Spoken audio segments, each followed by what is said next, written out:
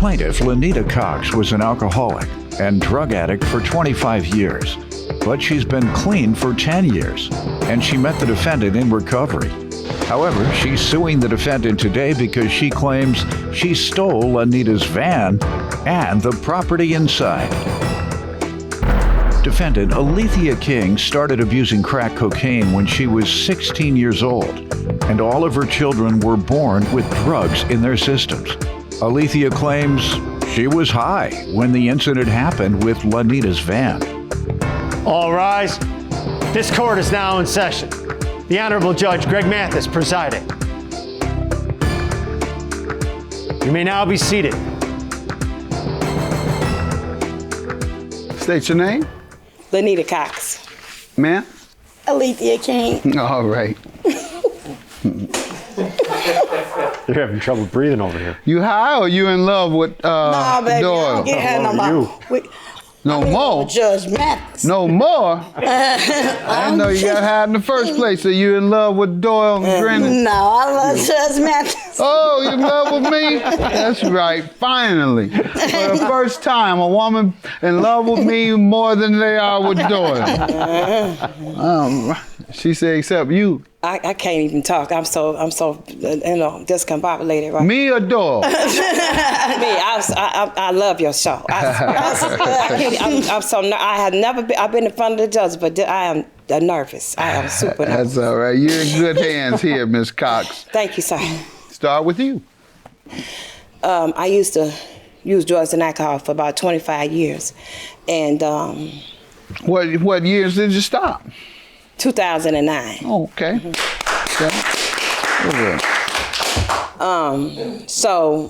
During the time that I had been using, I had got arrested. Mm-hmm. Okay.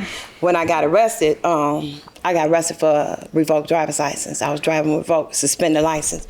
When they pulled me over, I had paraphernalia in the car. I had everything you could think of, drugs, alcohol, pipes, and everything like that. So they didn't call it, driving revoked. They called it reckless driving. Mm-hmm. Locked me up, gave me a year in jail, and I went to jail in 2009. Now, what did the judge say the reason was for the 1 year? What was the primary? Was it the drug paraphernalia indicating that you were drug addicted or something? No, I had 4 different counts of driving revoked driver's license. I had never got my license. 4 times, all right. Yeah, I had keep getting caught. So, I never got during the time. Had you ever gotten 30 days for it? No. They did 3 years, 2 years, 1 year, something like that. Yeah, they'll give it to you like that.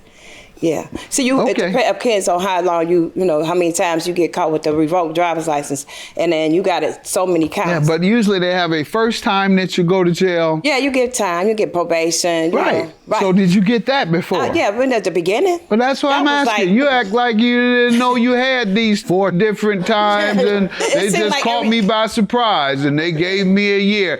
No, you've been getting time all day. You've been doing the same thing, and they've given you time for it before. Yeah.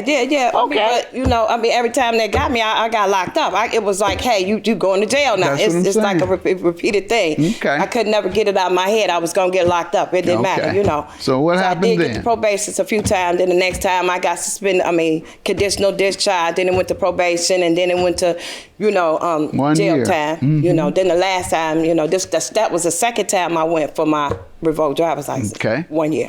And then I went to jail on 2009. And then I went to the unit, a work unit. They put up on a work unit, and that's when I first met Alethea. Alethea was on a work unit with me, and they called her Tweety Bird. And everybody, every time I turned around, the whole unit was Tweety Bird. Yeah, everybody knew who she was. She was very, known up in there and everything, which is okay. She did her thing. She worked, and everybody did what they had to do on the unit. So while I was on the unit, I went to work back and forth, and then they took me off the unit, and I went to recovery home. Then after I went to the recovery home, that was by the time then, that was like 2010. So I stayed that whole year in jail. In 2010, I just said, hey, I'm just gonna rock this time. I got too old to, You have children? 4. How old are they? Age range? 29. To what? 30 and 40. And were they affected by your addiction? Oh yeah. you know, that time Who I had helped raise you? My mother did. My mother did a great deal with my children. Yeah. None of your children have had disciplinary problems or anything? No, not that I can say. You know, they got their problems now. I ain't gonna say they don't, but I had one of them graduated from Columbia College, though. Good. You know, and the rest of them, you know, they doing good. You know, Good. the other one, she got married to an elder in 15 years. So my children, they doing really good. Your mother did a great job. You're right. Yeah, my mother did. Well, I did a lot of talking to them on the phone. You know, hey, you can't get out here and do this. This is not the way the world can be. This. No, I'm talking about when you were getting high for 25 years. You wasn't helping. All right, ma'am, let me hear from you. You give me some background. I'm the type of person that was born with no silver spoon in my mouth. I was raised around dealers, dope fiends, robbers, killers. I've been homeless. I got molested. I got raped. I was forced to get high at a younger age. I started getting high when I was 16 on my own. What type of drug? What were you getting high for at 16? Crack cocaine, rocks, crack. Yeah. At 16? Yeah, I thought it'd numb me when my first child passed away. It didn't do nothing. What age? How old were you when your first child passed? 16. It didn't do nothing but make me worse. It got me to the point where I didn't care about anything, not even myself, my kids, or no one. I've been incarcerated multiple times. My last case was in 2014, but we gonna go back.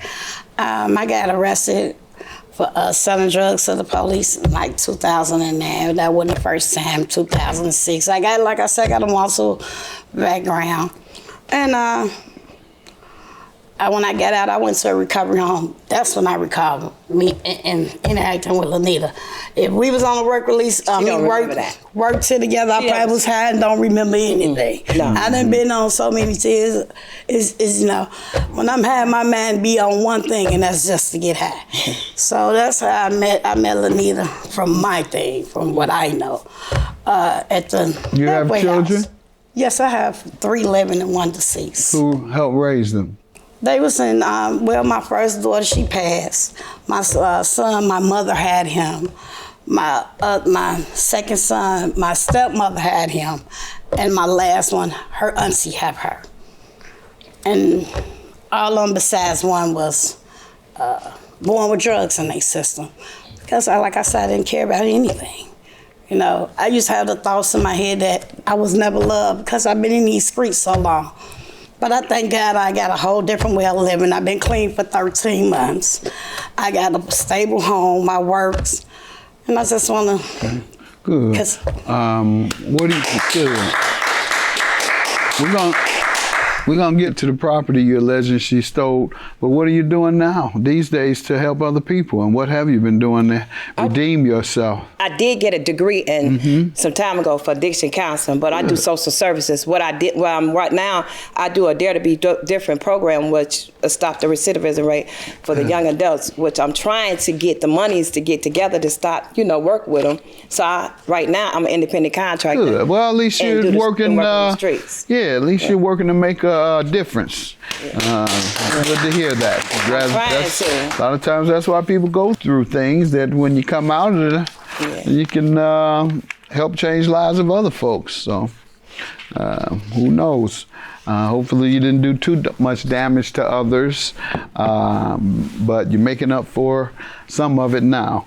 And what have you been doing? I know you got to get yourself together, so 13 months isn't enough to focus on anything other than being clean. So I go to church, I sing in a choir, I work at Family Dollars, I keep the customers smiling. How often do you go to NA meetings? No. Why? I got the book. I mean, because me personally, you don't need the NA. You need yourself. You got to go do the third steps. I know the steps, and that's. Have you ever been to rehab before? Yes. How many times? I've been there 3 times. Yeah, and you're gonna keep going until you start going to NA. Now, am I right or wrong? Yes, sir. Yeah, she's gonna keep going to rehab. All right, ain't nobody nobody's gonna sit up here and debate with you about going to rehab. I done seen dope fiends all my life like you, crackheads all my life like you, and I know what it takes to get clean and stay clean. And you can stay in that world thinking that you're gonna get clean just by having the book sitting up there on your dresser if you want to. All right, 13 months and no NA. Now, what you suing her for? Let's talk about the 5,000. Well, let me say this. Me and her became friends when we was in the recovery house, going back and forth to meetings, doing what we had to do, going to socials, going to dances, doing shopping, meetings, etc. During the time that my 10 years that I've been clean.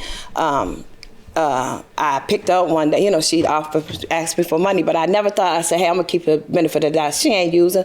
No, that's my friend, She asked me one day, I'm trying to find these excuses for her.